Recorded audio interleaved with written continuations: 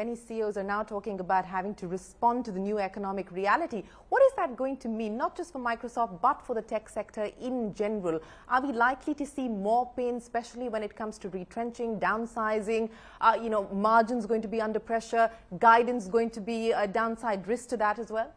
I think overall, quite frankly, whether it's for us as Microsoft or the tech sector, it's going to be very, very important to look inside and say, are we as efficient as we need to be competitive? I mean, at the end of the day, just because we are a technology company doesn't mean that we are the most efficient at what we do. And so as the paradigm has changed, as the bar has risen, we have to measure ourselves with the new bar. So definitely and also the growth picture has changed. We have to have operating expenses that need to be aligned. So definitely we are going to look at all of that, and it means that we're not sort of immune, as I said, to the global changes.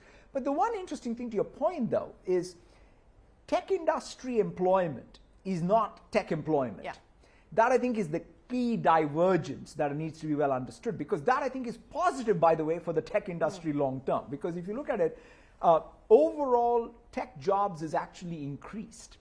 The tech jobs now are coming in financial services, in energy companies, in retail, manufacturing, and that's healthy because in the long run, all those employees in all those industries are going to consume more tech infrastructure, right? When we think about our cloud business, long term we're bullish because of the fact that there's more employment outside of the tech industry of technical talent. And so that's, I think, what we are banking on. No, I think you underscore the labor market resilience aspect. But, what we've seen, especially as far as the stock markets are concerned, and I know that CEOs often say that don't focus on what the markets are telling you, but they seem to be suggesting that there is significant pain in store for the tech sector. How do you read what's happening with the way that the markets have corrected, specifically the tech stocks, and what that signals? For me, look, I'm never the one who would ever say ignore the market, because the markets are smarter than us all. I think they are reflecting on is, look, where is the growth coming from?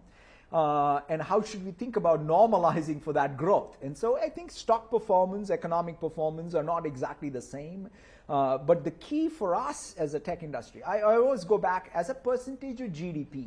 The simple question to ask is, do we think tech spend will increase or decrease? If we believe software and digital infrastructure is going to be important in construction, in energy, in manufacturing, long term, then you have to be long on tech industry. But will we have to go through our own cycles around productivity? Absolutely, like anybody else. But that's at least my perspective. I wouldn't look, the only reason why I would say ignore the short term is because in the long run, we would be fine for demand. But in the short run, what we have to focus on is our own productivity and making sure we are at the efficient How would you quantify short term and long run? I would say the next 2 years are probably going to be the most challenging because after all, we did have a lot of acceleration during the pandemic, and there is some amount of normalization of that demand. And on top of it, there is a real recession in large parts of the world. And so the combination of pull forward and recession means we will have to adjust.